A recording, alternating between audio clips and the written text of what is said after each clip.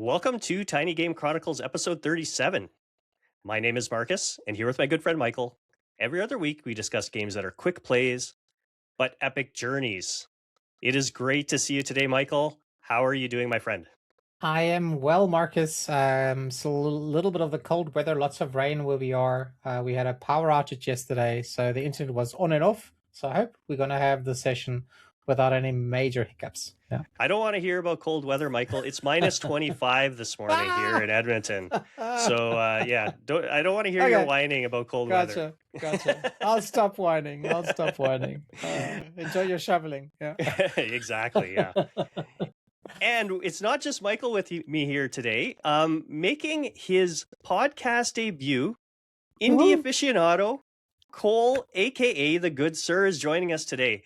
How are you doing, Cole? It is awesome to have you here today. Oh, thanks for having me, guys. I'm doing great. It is a nice 63 degrees Fahrenheit here in California. Oh, nice. I don't know what that is in I'm Celsius. just trying to do the math in my Yeah. head here. I think that's probably low 20, high teens. High teens or so. A little warmer here than no shoveling take of that. snow, nothing like that. But yeah, I'm doing good. I appreciate you guys having me on to discuss this game. Well, Michael, I'm not sure if you know this, but Cole and I go pretty far back. I feel like we've known each other for a while in our kind of respective communities. The Trophy Room, 6-1 Indie, probably good. We've been playing Fantasy Critic for years, Michael. I want to say probably a good 5 years anyways. Okay. Yeah, I think Cole and I go back, I don't think 5 years back, but I think about 3 years back or so. In other communities. And I love the fact that you took the time to be here, also because you are a musician, right? And we are going to be discussing one of those music games, right? Yeah. Before we get into that, though, we always start these things off with a question. So I have a question for you guys. We'll start out with you, Michael. What is your history with rhythm games? And do you have a favorite rhythm game? Oh boy. Okay, so unfortunately, I missed the rhythm game era, which I'm not exactly sure when that was, Marcus. I think the early 2000s, if I'm correct, when we had the various rock band titles coming out where you could kind of play along with your songs. I kind of missed that. Unfortunately, I think I was just way too career oriented way back. So my experience goes back to, I think my first serious rhythm game probably was Yakuza 0, if that makes sense. The mini games that it had, as well as the reimagining of Final Fantasy 7. If you 7 Rebirth, if you think of the mini games where you had to play sections with the piano sections where I needed to ask my daughter for help to kind of get the timing right. So unfortunately, I think I missed a very important part. I'm not exactly sure, Marcus, whether you still have any accessories from the time that you played rhythm games. No. Okay. No, unfortunately not. I guess I can go to before we throw it to Cole, since Michael has kind of led me in here. I played a lot of Guitar Hero. Started with like the first Guitar Hero on PS2, Guitar Hero 2 and 3, quite a bit. Then moved on to Rock Band, got the whole set. And I think probably my favorite, that's really my rhythm experience. So like playing a musical story really kind of brought me back. And I think probably helped a little bit in terms of that rhythm, because I'm definitely not a musical person otherwise. I don't play an instrument, have like zero musical talent. But, these rhythm games are a little bit of a different animal.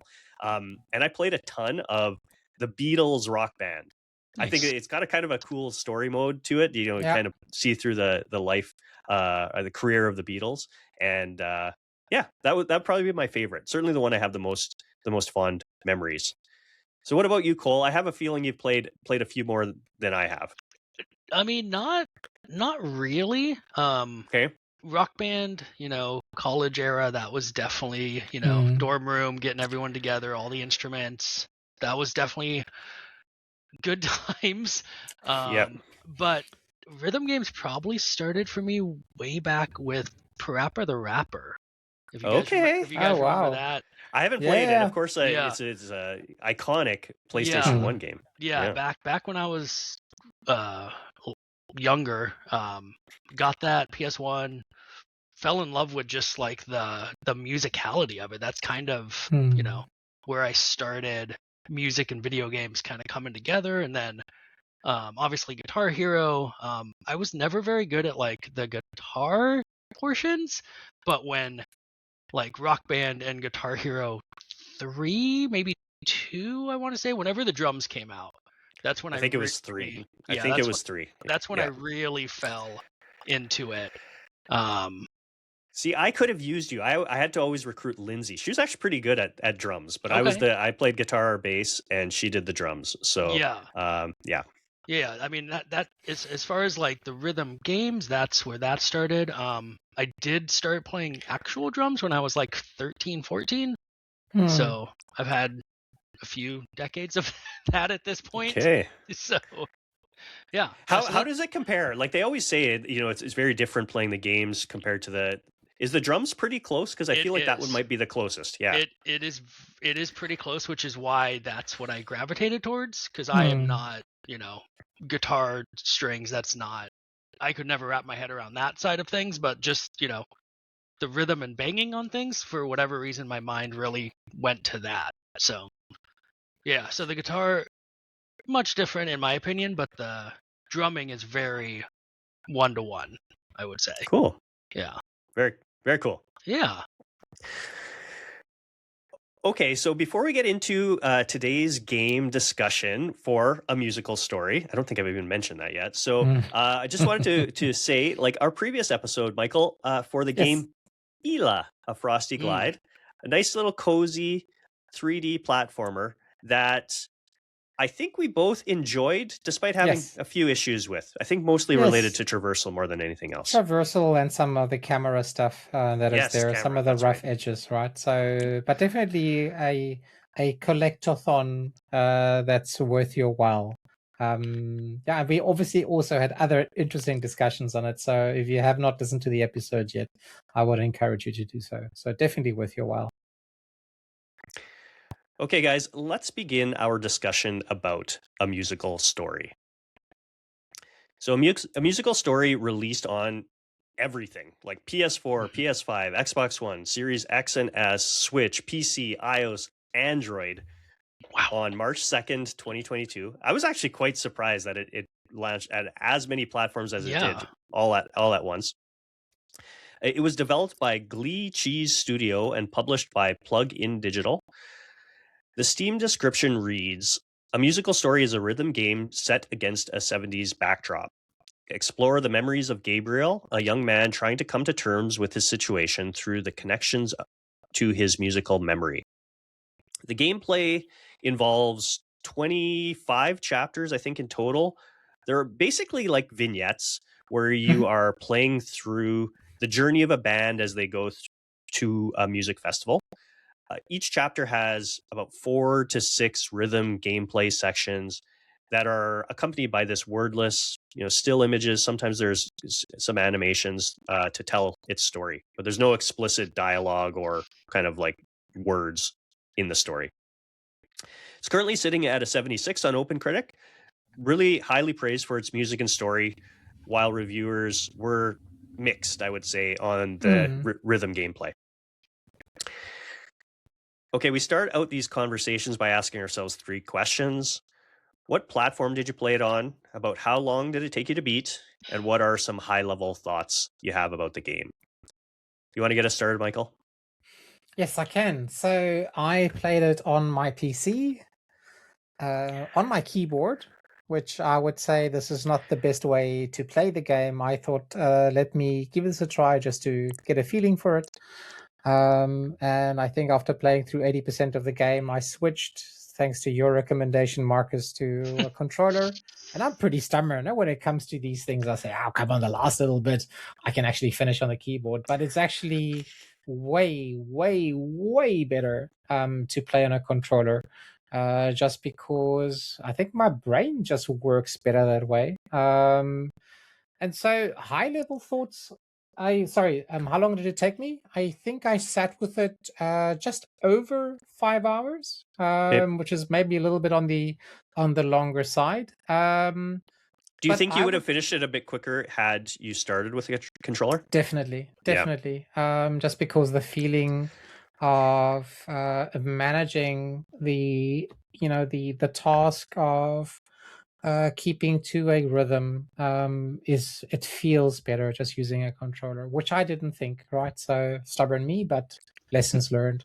So I would say I would give this if I were to give this an alternative title, I would say like this is a road trip in your head, if that makes sense, because we are going through a lot of memories, and it's a story that is carried basically by music and visuals. And I must say, I absolutely love this game. Cole, what about you? So yeah, I played this originally about 4 years ago at this point, Hmm. on PlayStation 5. Um, I had to look back at the trophies on the PlayStation and everything. It took me about 3-ish hours to beat. I originally was gonna, try to go for the platinum and all that jazz, but it got real difficult at the end. Like the last 3 to 4 chapters of it, I was struggling. So I abandoned that. High level thoughts. I super enjoyed my time with this game. The music, I think, really drives the whole experience. The artwork behind it is gorgeous, but the music and just the way that you connect with it and you get in that flow of the rhythm aspects is really beautiful, I think. Definitely recommend playing it with headphones. It's not one of those Yes. games you want to, just have coming out of your TV speakers, because you miss a lot of the nuance behind the music that they've developed. So, yeah. That's awesome to hear. I did not play it with headphones. The game You did not recommends play it with right away. headphones? Oh No, no. I never play anything with headphones, Cole. So this is a Okay. fact that is we're establishing here. I guess I'm a bit of a weirdo that way, but I tend to No, not only at play all. games with sitting on the couch with the TV speakers. So I did play this on PlayStation 5 as well. Also took me just probably a little over 3 hours. I found out pretty quickly I was not going to be going for the platinum for this game because, as Cole mentioned, it gets pretty difficult. You can't make any mistakes No. through an No. entire chapter to be able to get some of the trophies. Well, a trophy for every chapter. You have to basically play through it flawlessly. So yeah, I found out pretty quickly I wasn't going to be doing that. But yeah, I really liked this game too. I think that the music is fantastic. We're going to be talking about a little bit more of that. I liked the rhythm gameplay. It was definitely challenging, but I wasn't one of those reviewers that thought it wasn't great or didn't enjoy it. I thought it was quite good, and I really did. It did take me back to that Guitar Hero Rock Band experience that I've had in trying to just follow a beat and hit those buttons at the right times, and the music that accompanies it is really fantastic. So it wasn't too bad, even though I had to kind of replay some rhythm sections quite a few times before I finally got it, because the music behind it was good. So yeah, we're going to be getting into more of all of that when we when we get into our discussion. So, okay, just a brief reminder for listeners for how we talk about games on Tiny Game Chronicles. We like to identify 3 things that we think particularly stood out about a game, get into a deeper dive discussion about each of those 3 things, and then we almost always, we're going to do so here. No spoilers for this episode. So, we'll tiptoe around, obviously talk about generalities in terms of the story. The narrative is a wordless narrative. So, there is a lot that's up for interpretation anyways, but we do want to keep things as clean as possible so that if you haven't played the game, you will be safe to listen. Okay, guys, let's get into our deep dive discussion, starting with standout item number 1, and that is the narrative told through music. The music in this game, as we've all mentioned, really is a huge standout of this game. I want to get this right off the top. The music is composed by two composers, Charles Bardin, I'm assuming. I'm going to butcher the French pronunciations. Valentin Duclos. I think that's pretty good. So yeah, they did a fantastic job. I think the music, it's definitely got that 70s vibe, but it evolves and there's lots of different styles throughout the duration of the game. So Cole, why don't you get us started in terms of like your thoughts on the music and the narrative told through music in this game? Yeah, I mean, like you already mentioned, the music is the reason to play this game, I feel like. Not just from the artistic standpoint of it, but also it drives the narrative. I mean, it's the story of a band trying to get to this Woodstock type festival, and the journey along the way, all the trials and tribulations, but it's also like their triumphs from playing smaller gigs, and yeah, the music is just, I don't know, I just really connected with it. I'm gonna try to show this. I actually bought I bought the vinyl. I'm jealous. Yeah. I am a vinyl collector, but I'm not much of a video game vinyl collector. But as soon as I saw that this was on vinyl, like I could just listen to this, not even playing the rhythm games. So yeah. So yeah, I mean, in my opinion, music's 10 out of 10. Everything else after that is just bonus. Yeah. So I think one of the things I was listening to the soundtrack again yesterday in kind of preparation for our recording today, and it struck me how the styles really change for the mood and the tone of the story. So like, as an example, I felt like the songs kind of early on felt more hopeful, more upbeat. Yeah, like, and you know, and that actually, those are my favorite tracks, kind of in those earlier chapters. I really liked them, and things, you know, as is kind of, I guess, not uncommon to happen. You know, bands go through some shit as they go through, and you know that's reflected like quite obviously in the music, right? Like some of these chapters have these tracks behind them that are, I don't know, more somber, more aggressive at times, I would say. And I think it just does a really great job at the music reinforces the narrative and even helps kind of like drive the narrative. Totally. I think, Marcus, I think you've hit it on the head. It's the how do I phrase this correctly?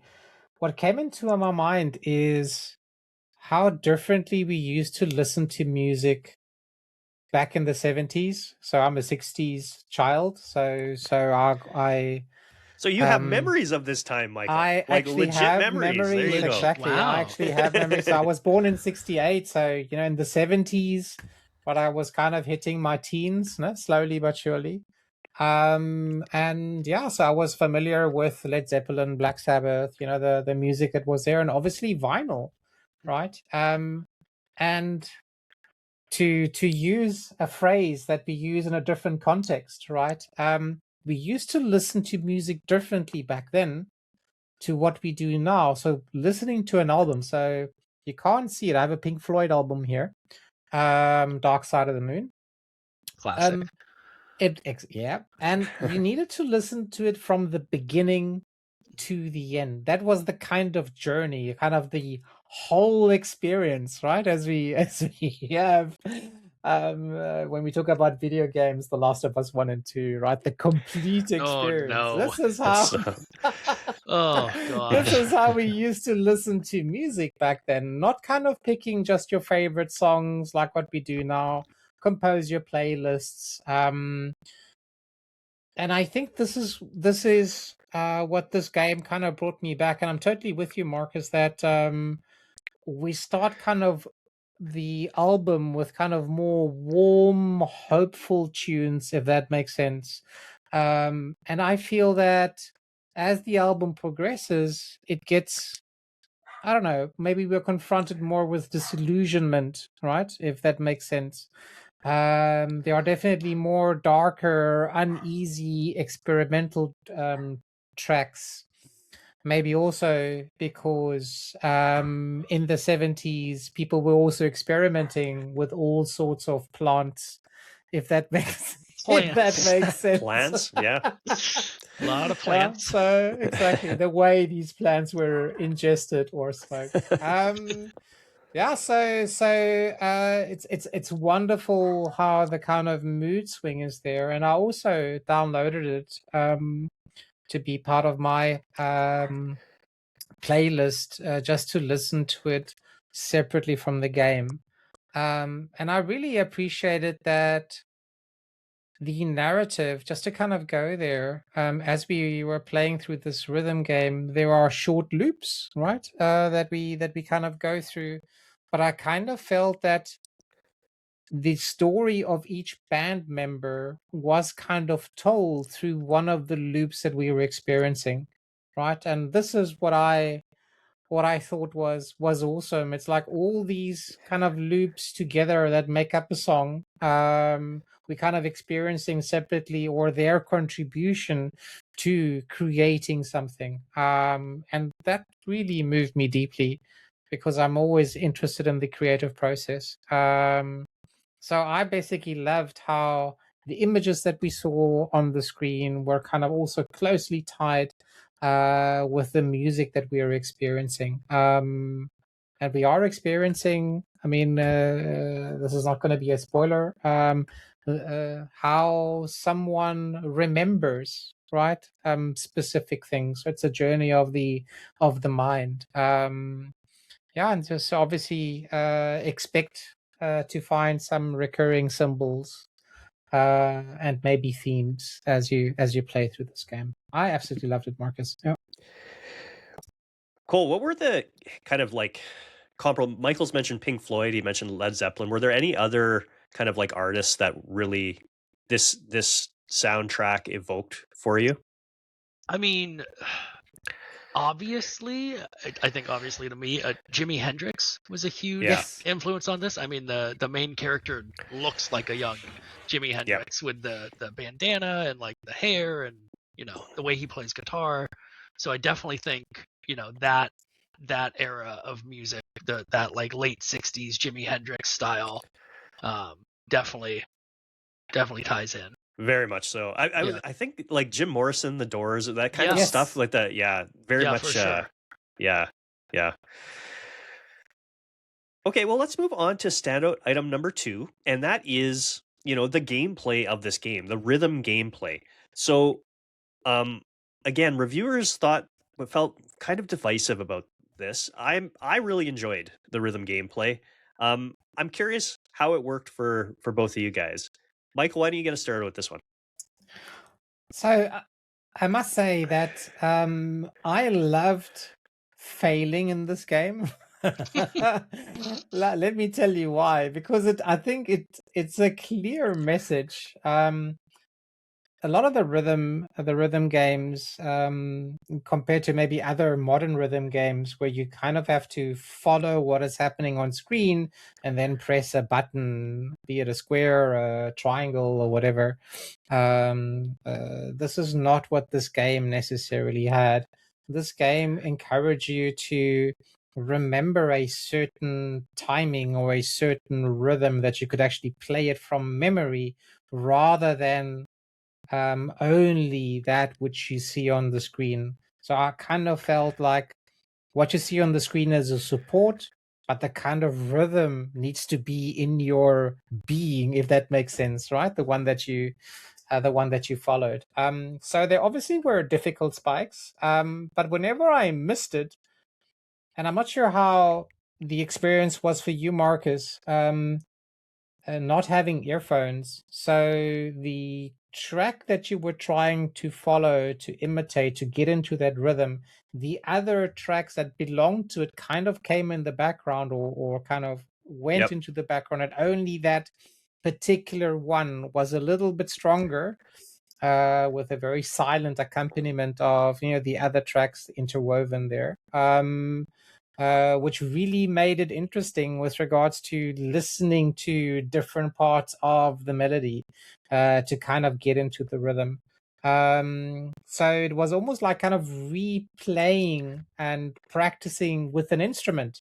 Yeah. Cole, you have some drumming background, and it's the catchiness of things, right? It's kind of when you go into an offbeat that surprises you, but it really makes you appreciate the creativity that is there in the music. I absolutely loved it, and at no time did I feel that I wanted to rage quit. Obviously, some things were frustrating, but man, I think if there is a game that wants you to get into the rhythm of something, a musical story is definitely an example how to do it. Yeah, and so before I throw things to Cole, I probably should have said this right off the top. So basically, the way the rhythm gameplay plays, right, is it's like a circle, and the beat or the music is going around the circle, and then there are dots, or I don't know, circles, small circles on the circle. That With little sounds really arrows. confusing. Yeah, Yeah. and so you have the option of hitting. It's just one or the other of the trigger buttons if you're Mhm. playing on controller. So the left or right trigger at the corresponding at the correct time, and it basically you have to complete a full loop without making mistakes to be able to pass that section. Sometimes you have to hold one of the triggers down if you want it and sometimes you have to click them both at the same time. But it's a relatively simple system. There's only two buttons. You're either hitting one or the other or both at the same time, and sometimes you're holding. But I played this on. I was like, there's different difficulty levels. So the devs recommend a progressive like accessibility option where basically they give you no visual cues. You basically have to do kind of as Michael was describing, right? In just listening to the music and understanding when you have to hit the button.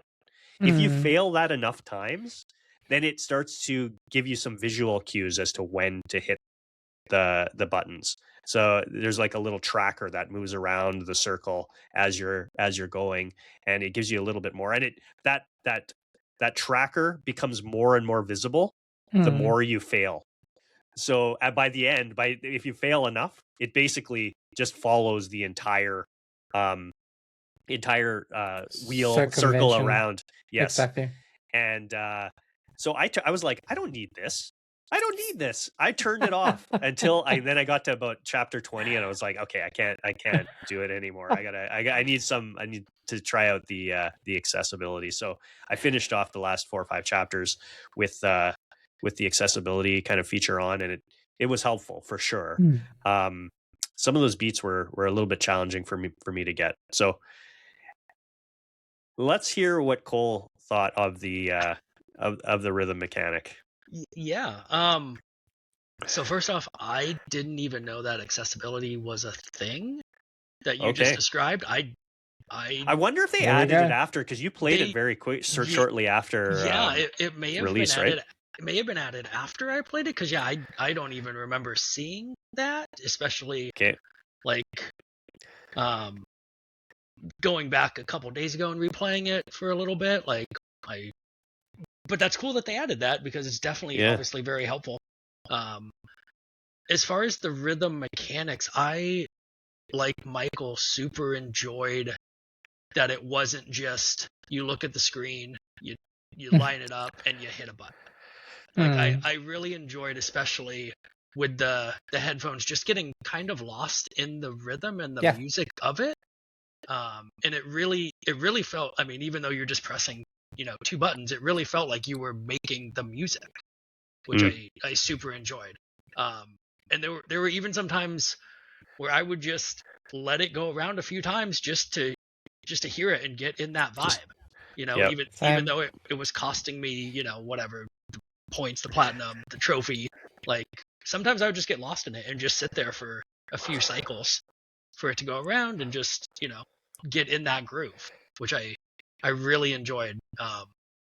Because like go ahead. Sorry, Cole. There were times that when there was only sometimes you get to see the whole circle and which buttons you're supposed to be pressing, right? And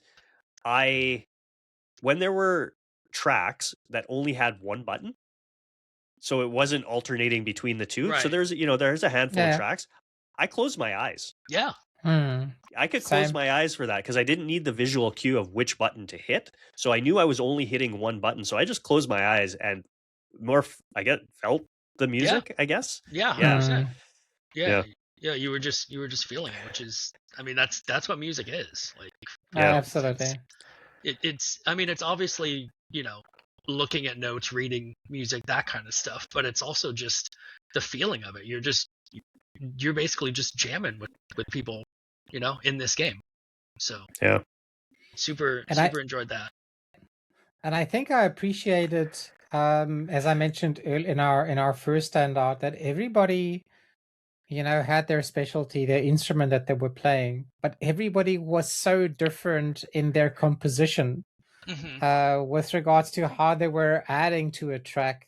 And I think this is what I really enjoyed, is how diverse everyone was in, making a track work and their contribution in it, which basically means a different wiring, right? Sure. That is needed in order for you to play that song. And that's why that was like really, really my favorite part was I needed to change. So there was no, how do I say it? The different tracks fit well together, but you need to change your thinking if you were moving from track to track, if you were going to be successful, right? So whatever worked here is not necessarily what is going to work there. It requires a new mode of listening, of feeling, of getting into it, right? So that's why I thought it was great, and I think underscores how different we all are, but yet how we can contribute to something together. Yeah. So if I want to get philosophical here for just a sec, yeah. No, we love that. Yeah. No, I definitely agree. The surprisingly the music that I struggled the most on, like the individual tracks, the drums, the guitar, all that was great. The singing portions. Yes. Like the singing rhythm portions were hard. Yes. Those were the hardest for me to connect to for whatever reason. Like just the cadence of, holding the note long enough, and like, that was the most challenging to me, was the singing. And I gained a new appreciation for vocals, if that makes sense, right? For people 100%. who are in that role, right? With regards to, sometimes you think they just sing along, according to, I don't know, some lyrics. But it's for me, this game showed, hey, it's a real art form. Yeah, right? Most definitely. Yeah. The biggest challenge for me was those big gaps between notes that you'd have to play. Like, my goodness, just getting the timing after you're just waiting a pause, a pop, bop. Okay, now just missed it. Yeah. One other point that I wanted to make, because it really struck me as I'm playing this game, and I was like, oh no, Michael is really going to struggle. And this is because it really struck me that this is like a precision platformer in terms of like the inputs that you're putting into the game. Like, it's like, okay, you need to jump, dash, jump, dash, and then hold it. And it was like, I really caught myself. I was like, this is exactly the same inputs that I have when I'm playing Celeste or when I'm playing, Very true, Marcus. And because the timing is so crucial in those games. And I was like, oh no, Michael is going to really struggle. And you did, you made it. I think once you got to move to controller, you were good. And maybe that partly it was the tracker that helped. Yes. But also partly it's just a slightly different sort of mindset. Maybe, I'm not sure. Like, did that connection come to you at all, Michael? Because it just hit me like a ton of bricks as I'm playing this game. Like, I was like, I'm hitting the buttons the same way that I do with Celeste. I think it did. I think you're spot on. Just because I struggle with platformers, and I think my lack of experience with platformers and rhythm games, makes me in normal circumstances struggle with it. But the fact that this is the way that this game is put together, this music game, the fact that you have to feel the rhythm, the fact that Right. there is a visual aid there to also support you, the fact that I eventually went to a controller, right, kind of just really added to the experience. And maybe if I can put a melody to some of the more intense platformers out there, right? That would help. Then Yeah. that would would- definitely help. yeah. Yeah. So Yeah, Yeah. I mean, they say that the best way to like learn or memorize something is through putting music to it, like a melody exactly. to it, like Put a tune like to it. like Yeah. yeah. So I mean, maybe you just put on some music while you're playing Celeste, and Yeah. you'll feel it. Yeah. There you go. I'm not sure. Marcus, does Celeste have a soundtrack? I suppose it does, and I'm It not has sure an whether amazing It's soundtrack. that is gorgeous. Oh, let me just 1 second. No, Michael, but with gee. regards to does the soundtrack help you in any way be a better platformer? That's the question Oh, look I at have, that! right? Is that the box? Oh, that's beautiful. You betcha. Wow. Yeah. 6 Oh, LPs. that's a Dang. prized possession, Marcus. Yeah. I can see Yes. it. Yeah. Yeah. A fellow vinyl Very collector. nice. Yes, that's right. We got to show out. Where's your vinyl, Michael? We don't have. It's at the back there, but it's not a video It's part of game. the right? Yeah.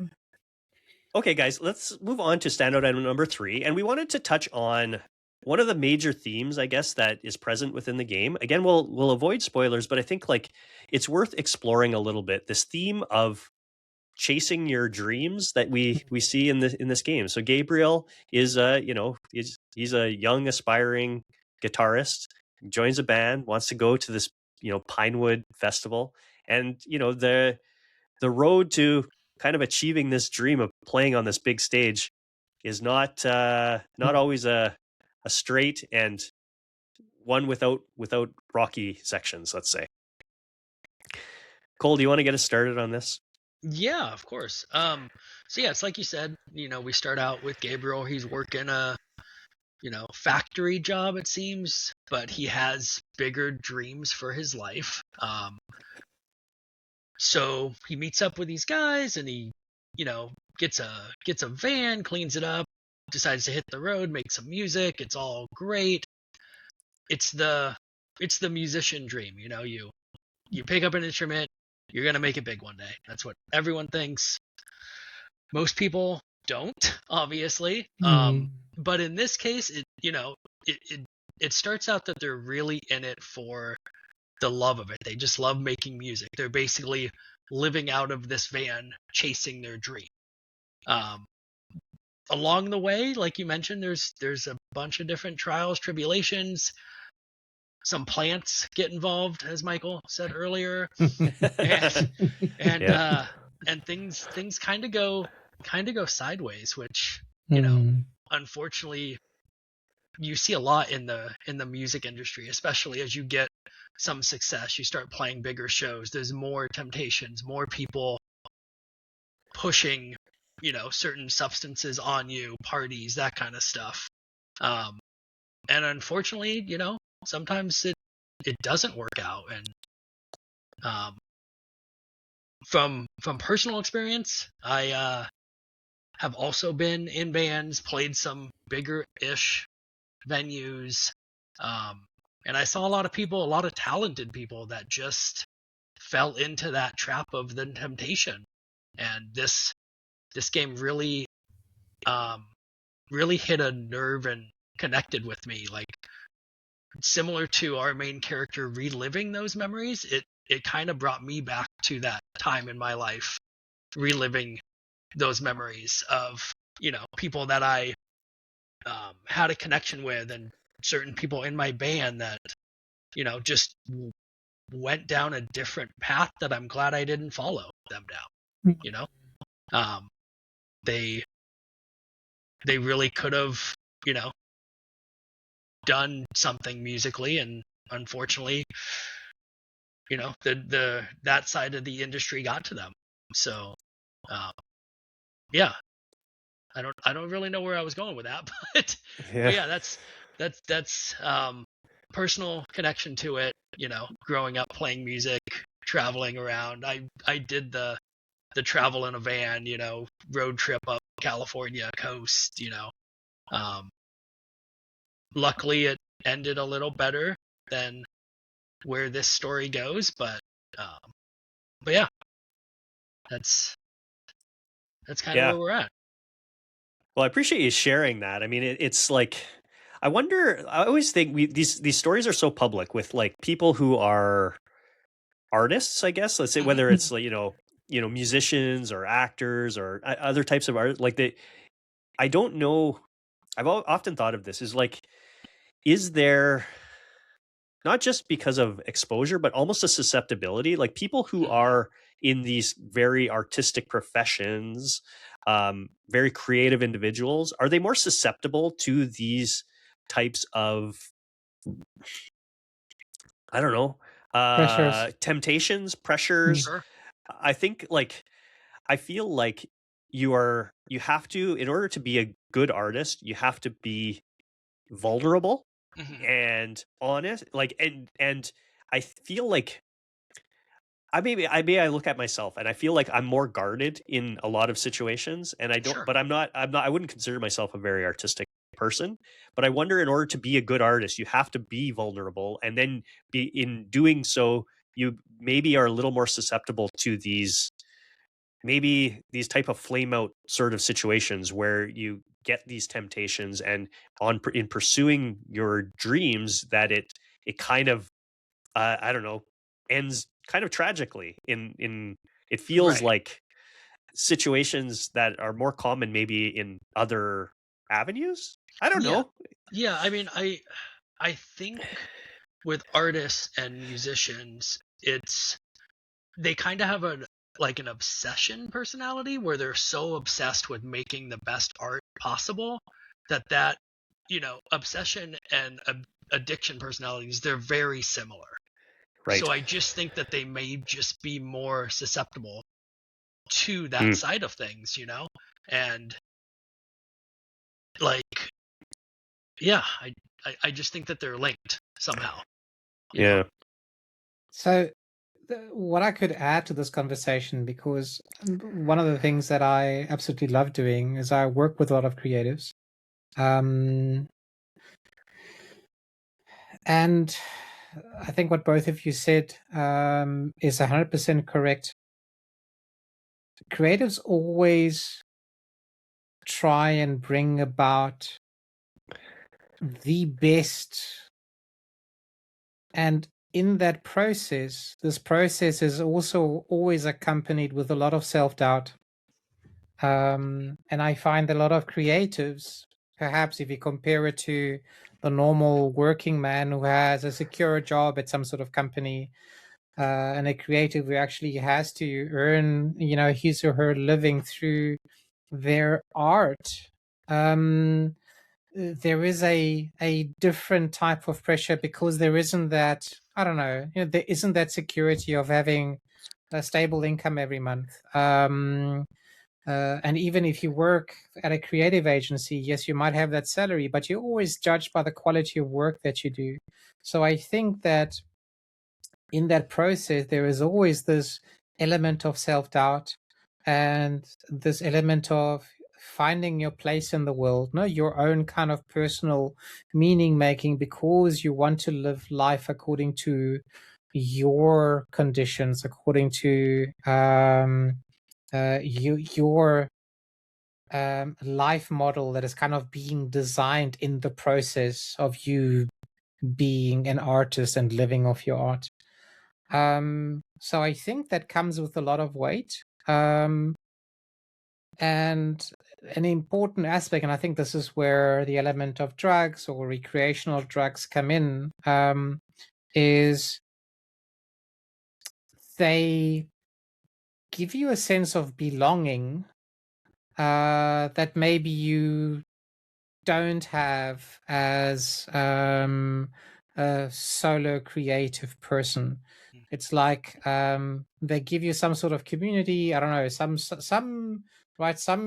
sort of comfort with regards to, okay, here I can't struggle, I don't have to struggle, and I can just be. And I think this is a little bit of the false promise that maybe drugs, the wrong type of friends, the wrong type of advisors that you have is in this game. Cole, I'm not sure how deep you've gone into this, into this direction. Yeah, no, But I think you're correct in uh, in all yeah, of that. You know, the yeah, the bigger that you become with your art, the more people around you, that want to be a part of it, but also yeah, the more temptation that's out there because you have more access to that kind of stuff. 100% right, Like 100% right. like high school garage band, not a lot of access, but you start playing bigger shows, bigger bands, it's just it's all around you.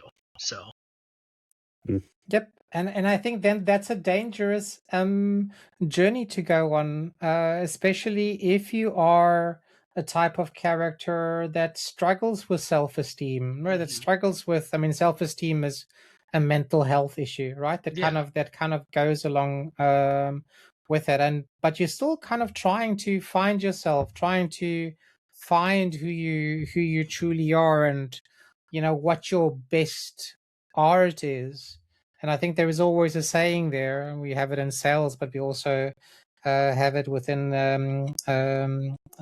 artistic circles, right? You're only as good as the last creation that is available, from you. So you're so dependent on whether the audience is accepting, right? Unless you have, I don't know, sponsorship of sorts, right, where you have security. But if that is not going to be the case, it really is a struggle. And I think this game shows aspects of, you struggling to find meaning, you struggling to find purpose, trying to be unique in that which you're trying to bring forth to the world. That in context also with other band members, right? So it's obviously clear very early that we are so different and we all want very different things. And how do you align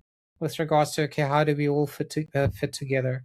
And obviously egos and things like that come into play. So yeah, I think the world is filled, no? There's a wonderful documentary I think on Netflix about Metallica, no? And their journey with regards to how they've managed to stay together so long and all the ups and downs that the band has. But there are many others as well, documentaries out there. I think that totally agree. artists I think specifically that this game really shows, have a like you were different talking challenge. about, the different personalities of everyone in the band, Totally. but they all come together with the goal of making great music. Like that's all they want to do. Correct. They just want to put Correct. their art out there, no matter what's going on in their life, no matter what menial factory job they're working. Like they have bigger dreams and bigger goals, and they're trying everything they can to achieve that. Correct. Correct. Yeah. And that's the journey, exactly. That's why the certain band members stay, and they kind of maybe see that that bigger vision. Maybe they're also willing to make compromises to go on this journey, and some are not willing to make a compromise, right? Some have maybe specific values which they feel like, okay, it's important that I have these values, that I want to sacrifice them for where we're going as a group. So yeah, there are a lot of those things that are in there. Yeah, and I think this game does it, kind of shows it very well. Sorry, Marcus. I was just going to say, and dreams change too. Like what we wanted, at the beginning of this, you kind of, as the closer you get to it, maybe you're reevaluating and like, do I really 100%. want this? Do I care like that much about this anymore? Maybe it's not all that it's cracked up to be as you get closer to what you thought you really wanted, Absolutely right. Yeah. Okay, guys, let's wrap up our discussion on A Musical Story. We didn't get any community standouts again for this episode, so but come on, listeners, let's get going. Let's play the games and write in some community standouts. So if you do want to have, because we're happy to read them out on the show and give you some credit for having played the game. And anyways, we will. Michael always puts out a call for community standouts in our Discord. So if play the next game and let us know what you think about it, and we'll read it out on the show. Okay, we wrap up our discussions by asking ourselves if we recommend the game, and if so, to whom. Cole, do you recommend the game? I do. I obviously I thoroughly enjoyed this game. Even if you're not the rhythm person, you feel like you have no rhythm, you're always bad at QTEs in games, you always miss the timing. I think just experiencing the music and the story behind this is worth it. Like you said, Marcus, there's accessibility options. You can just sit through it and just listen to it and experience the story without actually being good at rhythm games. Like I don't think that is a necessity to play this game. So I do recommend it fully. Very good. Michael.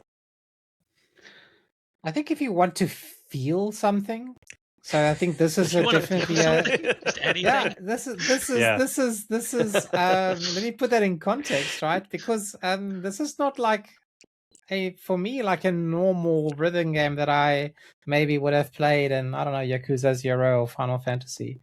You really have to feel the nuance of the music. And I think if this is something where you enjoy music, you appreciate perhaps the music around the 70s, also some of the psychedelic elements that is present, right, in that type of music. Because you don't know where it goes. We can say the same thing about jazz sometimes. Then this is definitely something that you should try.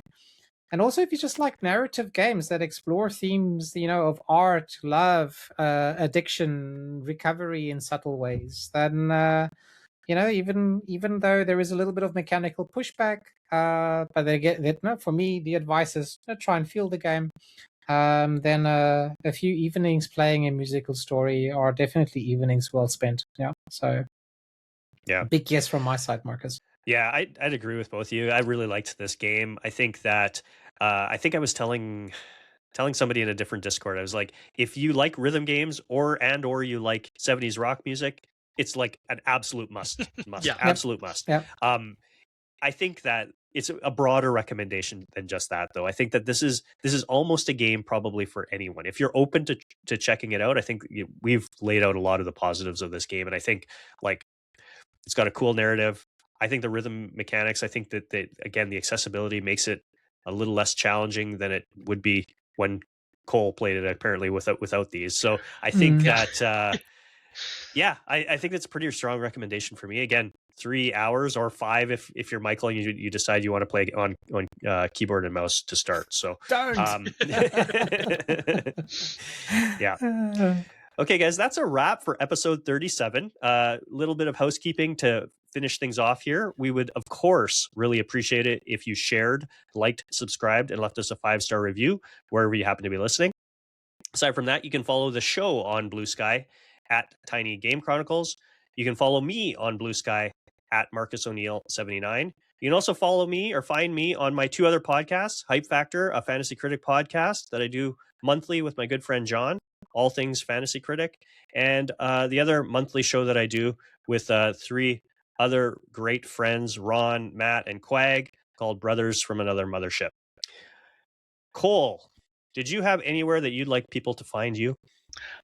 I have no social media, unfortunately. You find it in the Tiny Game Chronicles Discord. You can find Cole. you can find me there. You can find me on the BFAM Discord. Sure. But yeah, I got off social media about a year and a half ago, and I have not looked back. So good for you. Nowhere good to for find Good me, job. Unfortunately, but come join the Discords. We'll talk in there. Cool. Very good. Yeah, the Discord. I think that's the best way to find you. Yeah. You Go can for it, find Michael. me. Yeah, you can find me as well on Blue Sky under Drellesh, DRELLESH, as well as Cole mentioned already in our tiny game Discord community. Link will be in the show notes. And yeah, I'm looking forward. So every week we have perhaps a person joining, which is fantastic, which is great. So I love our non-toxic community that is there. So if you want to talk tiny games, you want to talk indie games, and that is the place to be. Yeah. And Michael is hard at work. I keep saying it because he's doing a hell of a job recommending tiny games to the community. So if you just want, they're not necessarily games that we've played on the show, but if you're interested in some tiny games, hop on in and get a bunch of recommendations from Michael. We're also on YouTube. Marcus. I don't want to Yes. don't want to forget that as well. So we post our episodes on YouTube. We have some shorts that we put out there for every episode as well. So if you want to give us a follow on YouTube, that would be much appreciated as well. Okay, one last thing to do before we sign off here, guys, is introduce our next game. Dun dun dun. Okay, so this game is the first game developed and published by pretty big name in the indie game space, Daniel Mullins, in 2016. It is described as a suspense puzzle game in disguise. And if you haven't guessed it already, this game is Pony Island. Pony Island. Dun dun dun. This is a iconic indie game. Would we Yes. say that, Cole? Oh yeah. Yeah. It's infamous for what it did to the scene. Yeah. Absolutely. Not to be confused with My Little Pony, right? No, Just very very different game. Yeah. So for anybody who may not be aware, Daniel Mullins, the big hit that he's had more recently is Inscription. So well celebrated game that came out a few years ago now. What was the other one that he did, Cole? I'm sure you know it. I'm not putting you on the spot here. No, you're good. I believe it was called Hex. That's I right. want to say. Yep. Yeah. And Pony Island 2 is coming out soon. soonish. Someday. We're hoping Hopefully 26. Hopefully this year for my fantasy critic team. Oh, I yeah, got of it on course, it. Yeah. So yeah. Yeah, I mean I haven't played it. Heard lots about it over the years, so Same. I am looking forward to jumping in for next episode. You guys are in for a treat. It's fun. Good. And it's Fantastic. weird. Love to hear it. It's Obviously. weird. Obviously it's weird. Yeah. So I love it. I think there's lots to talk about. I'm sure. I'm sure we will, Marcus.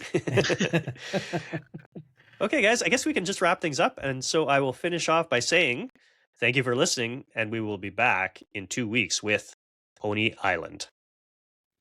Bye-bye. bye. Thanks again, Cole.